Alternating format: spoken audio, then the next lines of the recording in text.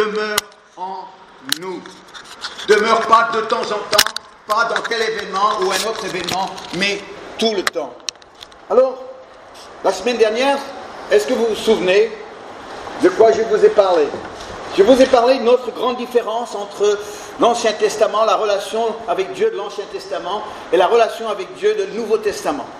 L'Ancien Testament, c'était commandement, obéissance, sans quoi, jugement. Vous vous souvenez? Nouveau Testament, qu'est-ce que c'est? Là, ça commence avec un P. P-R. P-R-O. Promesse, merci Doris. Promesse. Foi. Grâce. Ça change tout? Ah, j'aime cette ligne. Ça change tout. Promesse. Le salut, c'est une promesse. La foi. La grâce. C'est une toute autre relation avec Dieu. Ce matin, j'aimerais vous parler très concrètement d'un aspect fondamental à une bonne relation avec Dieu, et c'est construire une vie de prière personnelle.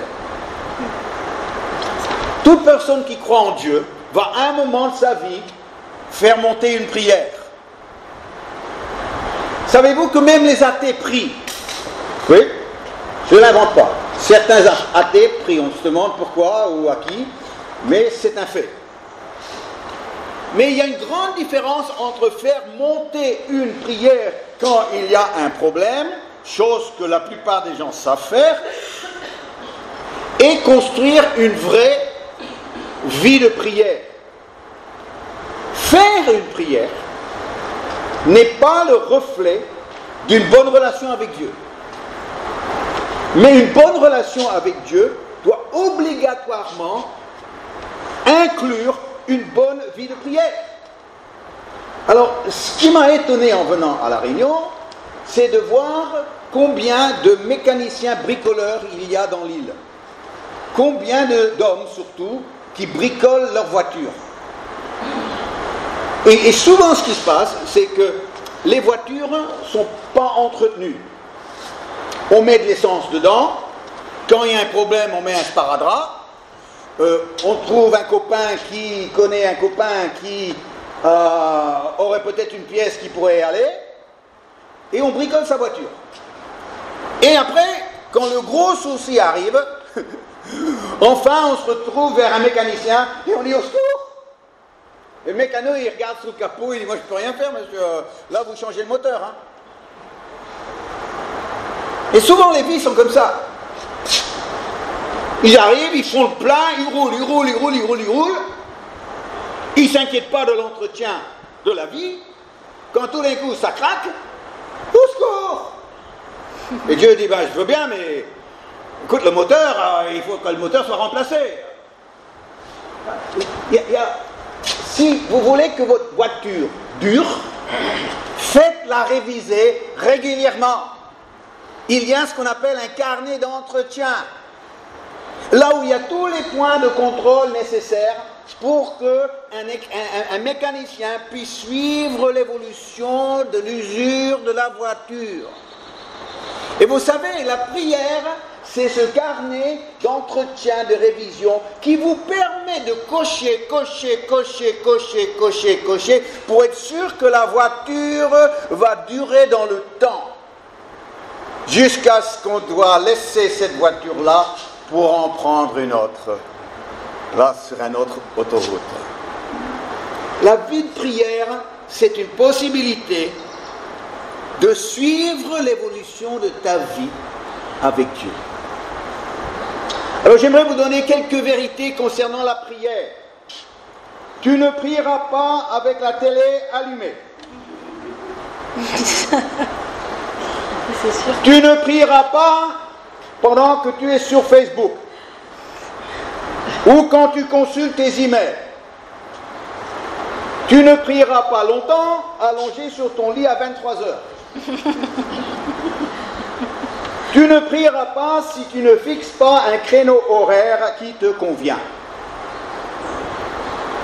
Tu ne prieras pas si tu regardes la montre toutes les 2 minutes. Tu ne prieras pas si tu laisses tes pensées te balader partout. Tu ne prieras pas si tu ne veux pas apprendre à prier. Alors nous allons ce matin apprendre à prier. Et pour ça, eh bien, il n'y a personne de mieux qui va nous apprendre à prier que Jésus lui-même. Parce que lui, il a été très précis, très concret sur les instructions qu'il nous a données pour apprendre à prier. Alors, on va commencer avec Matthieu chapitre 6, versets 5 à 15, et je vais vous donner, et pour faciliter les notes, et si vous voulez en prendre, eh bien, je vais vous donner les 8 choses que nous allons découvrir de ce passage sur la prière. Lorsque vous priez, c'est Jésus qui parle, évidemment. Ne soyez pas comme les hypocrites qui aiment à prier debout dans les synagogues et au coin des rues pour être vus des hommes. Je vous dis en vérité, ils ont leur récompense. Mais quand tu pries, entre dans ta chambre, ferme ta porte et prie ton Père qui est là, dans le lieu secret, et ton Père qui voit dans le secret, te le rendra. En priant, ne multipliez pas de vaines paroles, comme les païens qui s'imaginaient qu'à force de paroles, ils seront exaucés.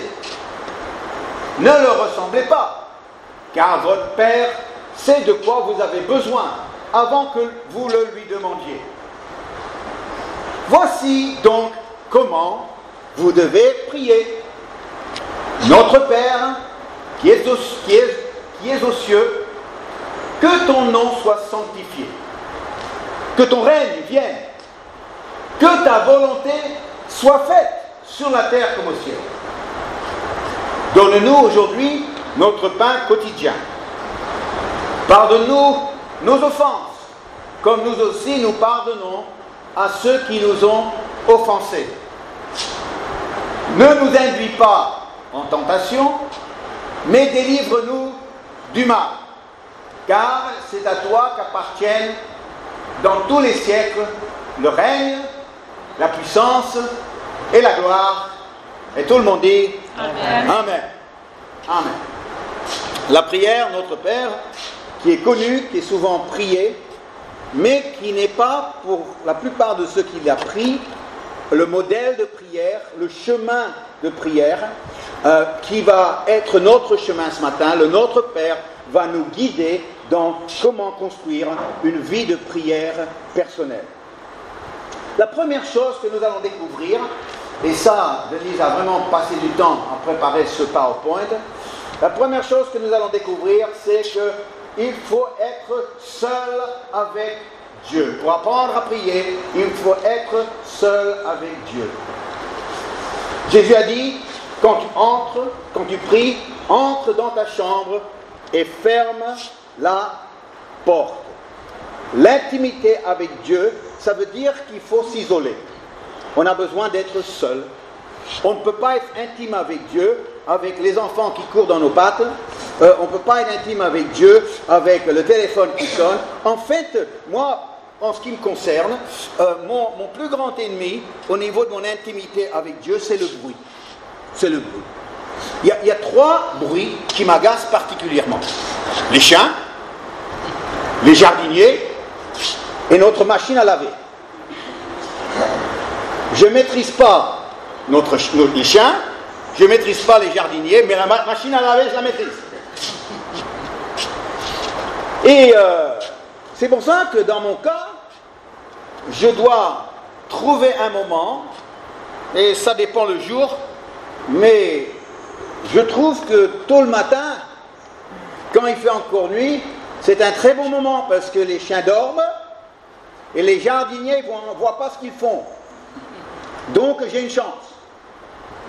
Et la machine à laver, on a réglé le problème chez nous. Moi, quand je monte, et Denise veut faire une lessive, je dis à Denise, je monte prier. Ça, c'est pour elle le signal qu'elle peut mettre la machine en route parce qu'elle me fait trop de bruit dans les oreilles, cette machine. Et comme ça, eh bien moi je suis écarté du bruit de la machine à laver. Mais ces moments-là, dans le silence, je ne suis pas silencieux moi, mais je suis dans le silence que Dieu me permet.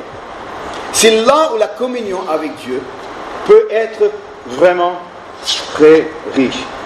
J'ai appris à prier moi, lors des 2 années que j'ai passées dans un séminaire en Australie, où le couvre-feu était donné à 23 heures. Donc tous les étudiants devaient être dans leur chambre et la lumière éteinte. Et normalement on ne devait pas bouger, mais j'étais désobéissant. Vous dites rien.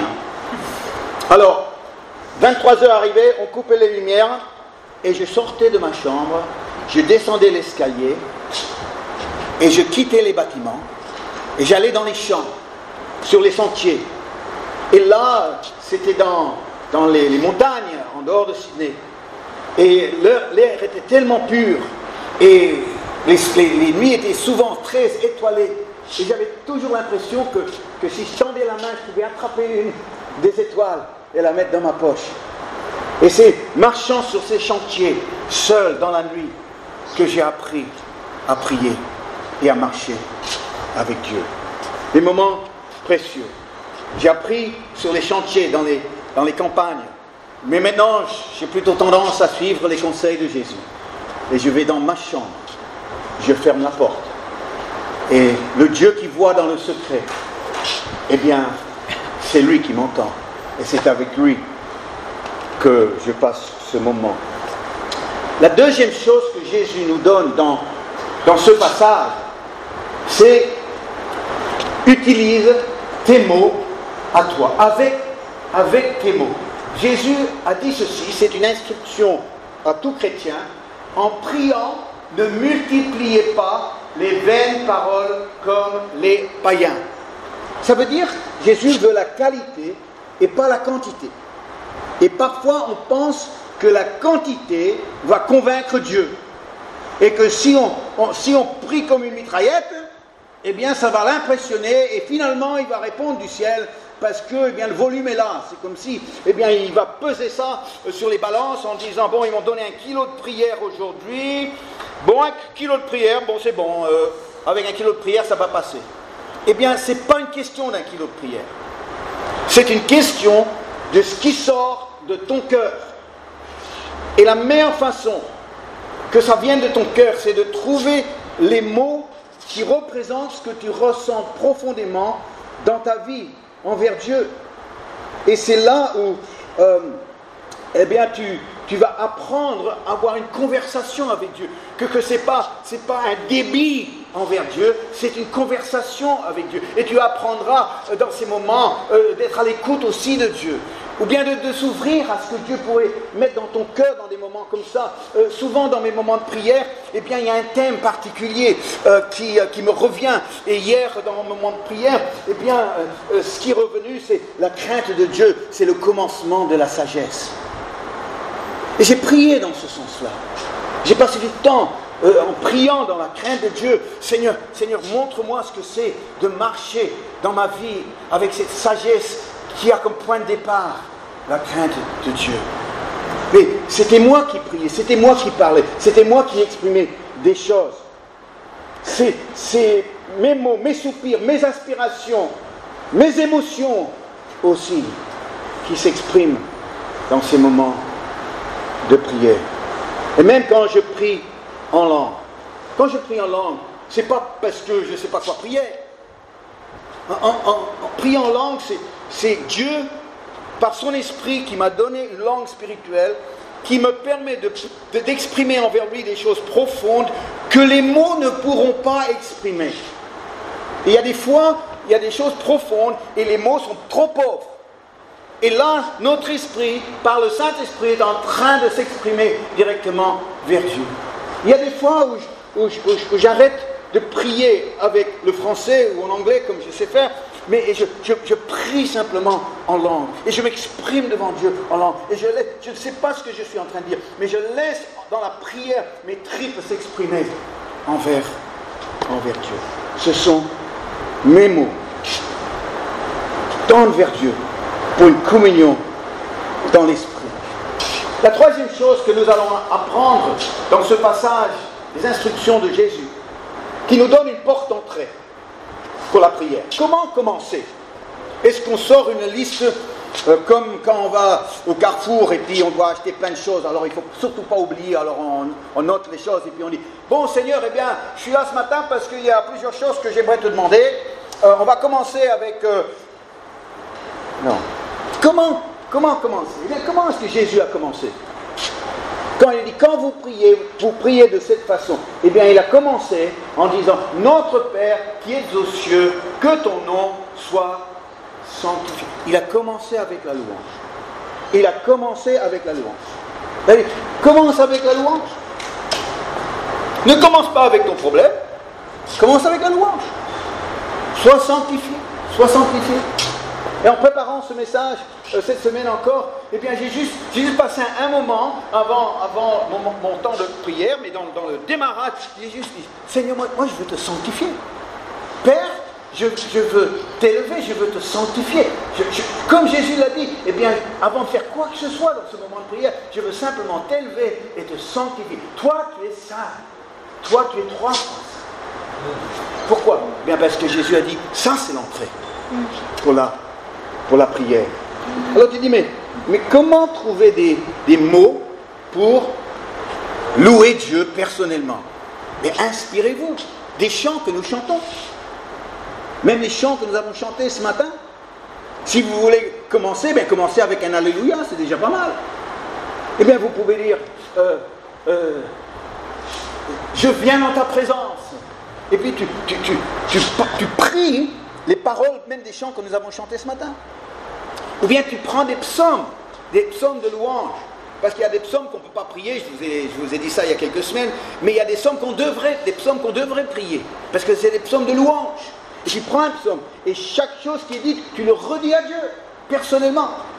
Ou bien tu prends le livre d'Apocalypse. Alors il y a des passages là, il ne faut pas trop lire quand ça ne va pas, un jour mauvais, mais trouve les passages où, autour du trône, les êtres célestes sont en train de louer gloire, honneur, puissance, majesté à l'agneau de Dieu. Waouh! Eh bien, mets-toi avec tous ces êtres célestes et commence à gloire, honneur, puissance, majesté devant ton Dieu. Les actions de grâce arrivent dans ce moment où on rentre dans la présence de Dieu. Le psaume 100 nous dit « Entrez dans la présence de Dieu avec des actions de grâce ». Alors si on descend un peu, Paul nous dit « Surtout n'oubliez pas la reconnaissance dans la prière ». C'est une dimension très importante, ça arrive en début de prière. Persévérez dans la prière, veillez avec action de grâce. Pourquoi? Eh bien parce que c'est là où on identifie encore plus les œuvres que Dieu a fait en notre faveur. C'est là où on reconnaît sa fidélité, c'est là où on reconnaît ses voies qui sont remarquables, sa sagesse, c'est là où on reconnaît l'étendue de sa majesté, de sa grandeur. C'est là où on reconnaît la profondeur de son amour pour nous et son salut. Qui aurait cru son plan extraordinaire de sauver l'être humain en envoyant son propre fils? Ça c'est quelque chose. Eh bien, tout ça fait partie de votre prière, de votre moment de prière, de votre temps de prière. Et alors, c'est la base. Je dirais qu'une bonne vie de prière, la base d'une bonne vie de prière, c'est la louange. Alors, dites-moi, mesdames, vous qui aimez faire la cuisine, comment faire une tarte aux pommes? Comment faire une tarte aux pommes? Qu'est-ce que vous faites en premier? On cherche la recette. On cherche la recette sur le vous faites quoi là? En premier? La pâte. Vous faites la pâte. Bon, vous achetez les pommes, oui. Une fois que vous avez acheté les pommes. Bon. On les toujours quelqu'un qui dit quelque chose de travers. Une fois que tu as acheté les pommes, Chantal. Faire avec amour. Alors, quelle est la première chose qu'on fait? On fait la pâte. On fait la pâte. Et quand on fait une quiche, qu'est-ce qu'on fait en premier? La pâte. Et quand on fait une pizza, qu'est-ce qu'on fait en premier? La pâte. La pâte, elle est là, dans tous ces plats-là. Et une fois que la pâte est prête, eh bien là, vous commencez à vous exprimer. Mais sans la pâte, bien vous n'irez pas très loin avec vos tartes aux pommes. Et la louange, c'est la pâte. Ça veut dire que peu importe après ce que vous allez mettre dedans, mais que ce soit la quiche, que ce soit la pizza, que ce soit la tarte, on commence avec la pâte. Et une fois que la pâte elle est là, c'est la base, le reste rentre dedans. Ça vous donne faim, je sais, je suis désolé. Et la prière, la louange, dans la prière que Jésus nous a donnée, ne se situe pas seulement en début de prière. Parce que vous avez vu comment il termine. C'est à toi qu'appartient, dans tous les siècles, le règne, la puissance et la gloire.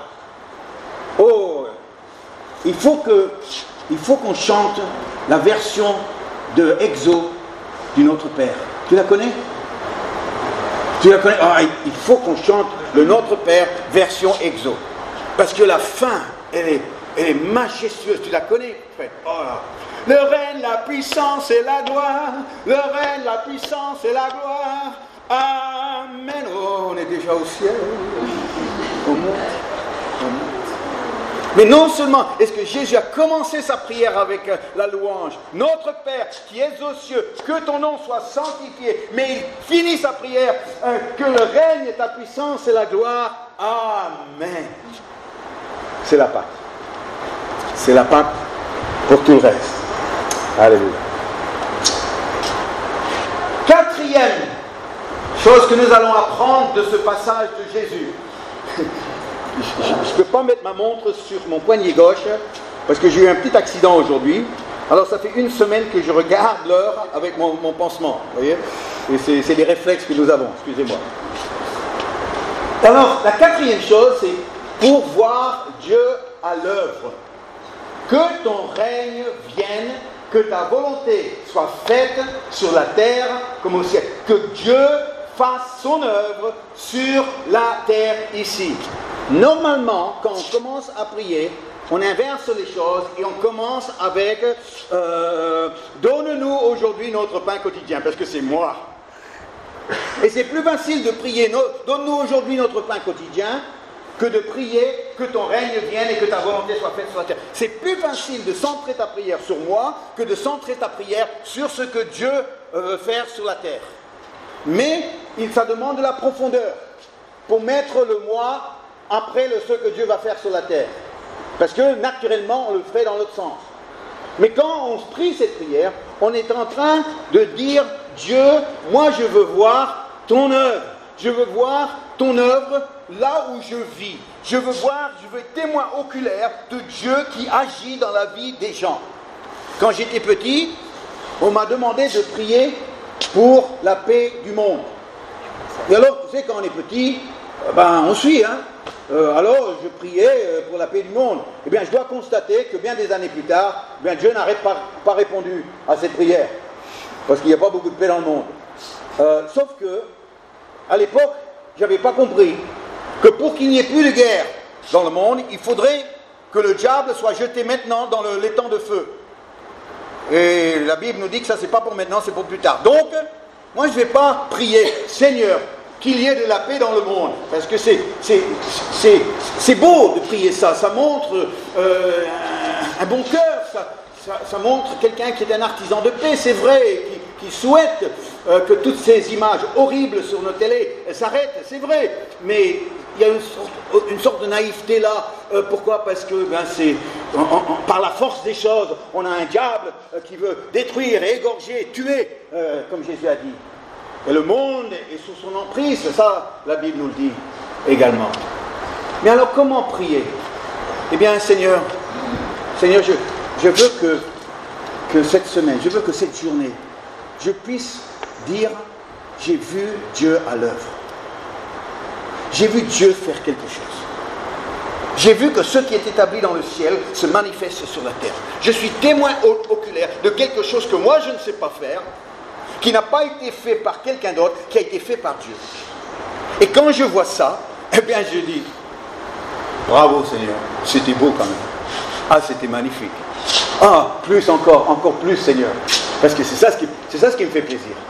quand je vois la volonté de Dieu se faire sur la terre dans la vie des gens. Quand je prie pour notre assemblée, et je prie pour notre assemblée tous les jours, je prie pour vous tous les jours, je prie que Dieu fasse quelque chose au milieu de nous chaque semaine. J'ai prié que Dieu nous fasse une surprise, même ce matin. Il y en a déjà eu. Farid est venu, il a prié à haute voix. Moi, je ne m'attendais pas à ça. Il dit, bon, il y a des choses que nous on sait faire. On sait jouer la guitare un peu, quand même. On sait chanter, on sait faire travailler un ordinateur. Ça, c'est nous. Ça, c'est nous. On le fait pour la gloire de Dieu, mais c'est quand même nous.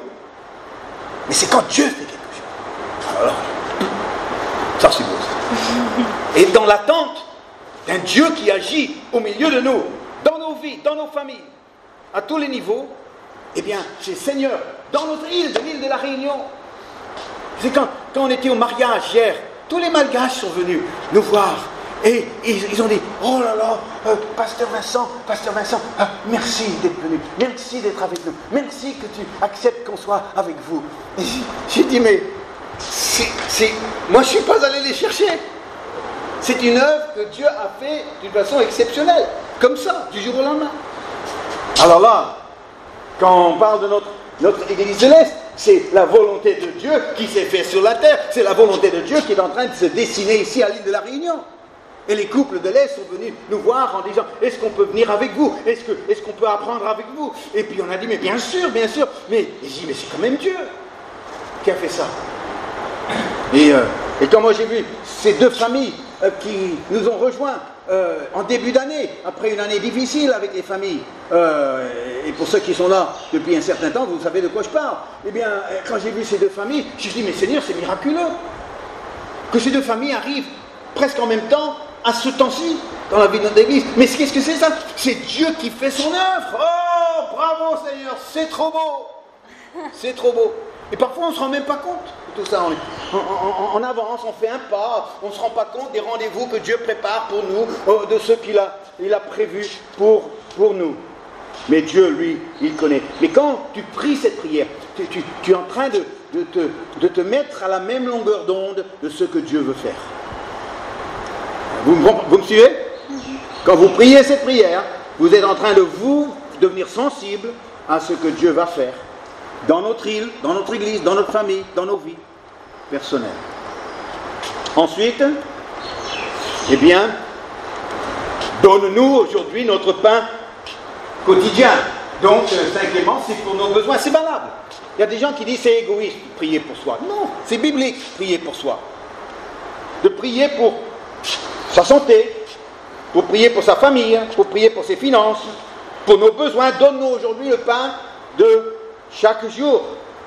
C'est l'aspect de prière qui nous vient le plus facilement, c'est vrai, mais attention, parce que si vous allez prier cette prière, donne-nous aujourd'hui notre pain quotidien, vous avez besoin aussi de savoir qu'il y a une condition pour laquelle sans quoi Dieu ne va pas répondre à notre prière.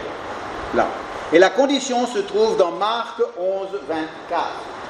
C'est pourquoi je vous dis, Jésus a dit, tout ce que vous demanderez en priant, croyez que vous l'avez reçu et vous le verrez s'accomplir. Quel est l'ordre?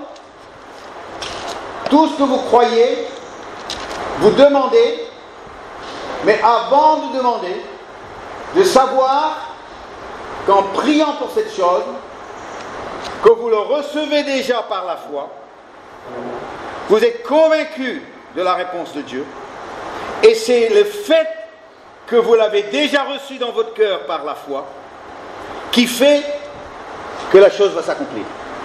Celui qui dit, j'ai prié 10 fois et ça n'a pas marché, eh bien, il a sa réponse. Il a sa réponse. Seigneur, ça fait 1 an que je te demande, tu n'as pas répondu, c'est fini maintenant, je te boude. Tu n'as pas compris. Quand on demande quelque chose à Dieu, au nom de Jésus, on doit le faire avec foi. Qu'en le demandant, on l'a reçu dans notre foi, dans notre cœur. Ça veut dire que on peut redemander si on a cette même conviction qu'on a déjà reçu. On peut redemander, si on a la même conviction. Mais si c'est un petit cri, une plainte, « Seigneur, s'il te plaît, tu ne m'as pas répondu, mais est-ce que tu vas me répondre aujourd'hui ?» Eh bien, ce n'est pas la peine. Parce que ce n'est pas à la prière que Dieu répond, c'est à la foi qui est dans la prière. Est-ce que vous m'entendez? Notre vie spirituelle n'est pas poussée par la prière, mais notre vie spirituelle, elle est poussée par la foi qui est dans notre prière. C'est par la foi qu'un homme est justifié. C'est à la foi de la personne que Dieu répond. C'est la foi de la personne qui permet à Dieu de répondre sa grâce. Et parfois, on substitue la prière comme si c'est la prière qui fait que Dieu bouge. Mais c'est la prière qui est poussée, habitée par une vraie foi, une conviction profonde d'un Dieu qui agit en réponse à notre prière. La sixième, il n'y en a plus que 3 et je vais aller vite. La remise en question. Oh là là là là. La remise en question. Pardonne-nous nos offenses, comme nous pardonnons à ceux qui nous ont offensés. Alors, pardonne-nous nos offenses. Oui, alors, il s'agit de quelle offense? Là, je vois pas. Là, je vois pas. Donc, on va rester avec la deuxième partie, parce que ceux qui m'ont offensé, il y en a un paquet. Hein. Ah, il y a celui-là qui a dit ça, il y en a un autre qui n'a pas fait ça, qui aurait dû faire ça. Alors, Seigneur, je vais leur pardonner, voilà. Je vais leur pardonner, non. La première partie d'abord. D'abord, la première partie. Le problème, c'est toi. Le problème, c'est toi. Ce problème, c'est pas les autres en premier temps. Le problème, c'est toi, la remise en question. Très difficile, la remise en question. Te regarder dans la glace et dire, mon vieux, le problème, c'est toi. Seigneur, pardonne-moi. Vous savez, un homme de prière doit être un homme humble.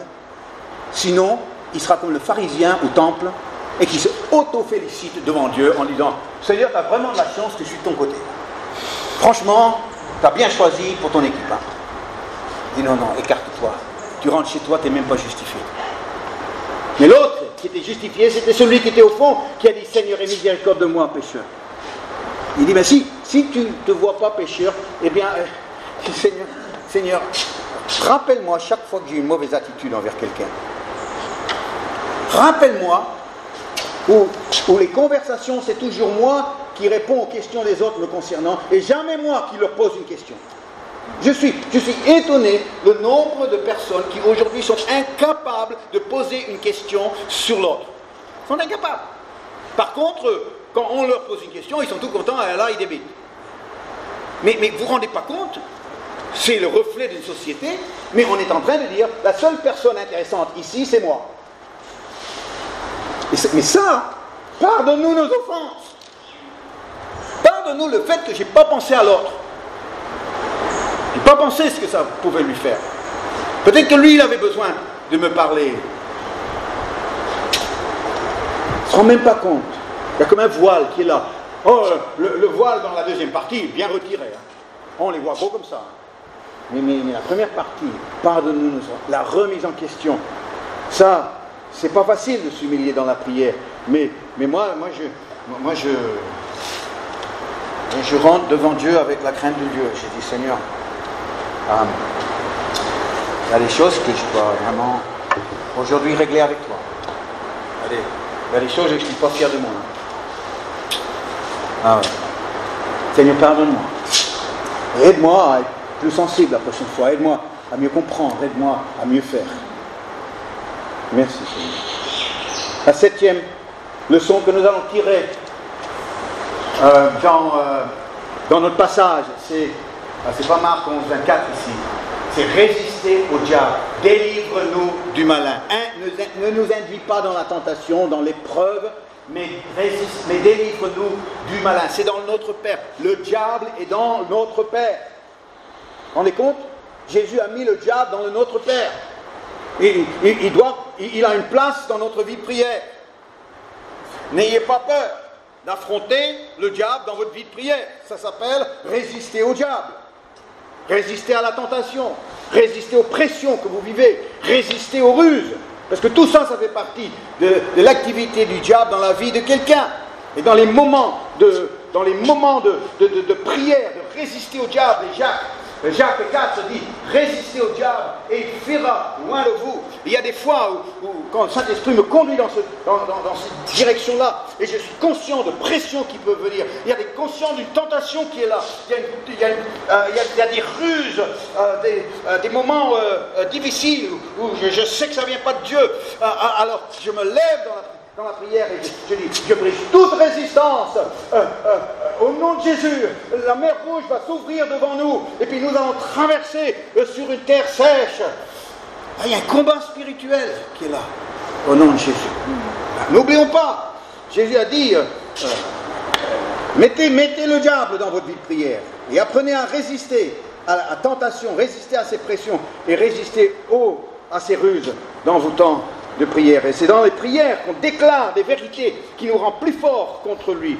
Je puis tout par celui qui me fortifie. Philippiens 4, 13. Quand le diable te souffle dans l'oreille, tu vas craquer, tu es faible, tu es fragile, les gens ne te connaissent pas vraiment, mais tu es au bout là, tu es au bout. Eh bien, tu te lèves et tu dis, je puis tout par celui qui me fortifie. Philippiens 4, 13. Romains 8, 31. Si Dieu est pour moi, qui sera contre moi? Romains 8, 39, rien ne pourra nous séparer de l'amour de Dieu en Jésus-Christ. Mais quand vous le citez ce verset, eh bien prononcez bien le R, rien. Ça s'appelle la arme. C'est comme ça qu'on va. Rien ne pourra nous séparer de l'amour de Dieu en Jésus-Christ. Romains 8, 39. Et on arrive à la dernière chose qui... Alors là, on n'a pas... Non, il y a du problème là, mais persévérer. On a vu avec avec Paul, de persévérer dans la prière. Les premiers chrétiens persévéraient dans la prière. Jésus a dit, persévérer dans la prière. Pourquoi? Parce que c'est pas un bon coup de prière. Voilà, j'ai prié pendant 2 heures aujourd'hui. Et je ne vais pas retourner dans la chambre pendant 1 mois. Non, vous n'allez pas manger une fois pour 1 mois. Si on va dire, je vais vraiment faire un bon gueuleton, et ça va durer 1 mois. Ben non, écoute, mon pauvre, demain tu auras faim. Non. Tu apprends à persévérer. Tu apprends exceptionnellement. C'est pas quelque chose qui est légaliste, c'est pas quelque chose où on va se condamner, mais sois habituel dans la prière. Quelqu'un qui le fait et qui le fait, ça fait partie de ta vie. Il y a des choses qu'on fait habituellement, comme on brosse ses dents habituellement. Parce que si on brosse pas ses dents, c'est pas meilleur. C'est pas lisse comme avant.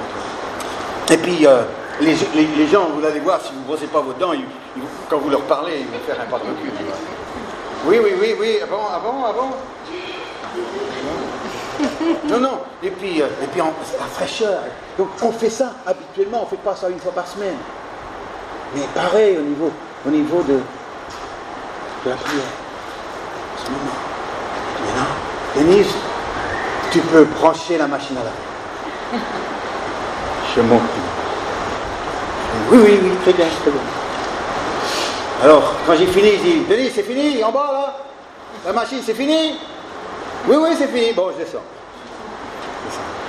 Le mot persévérer, je termine avec ça. C'est un mot grec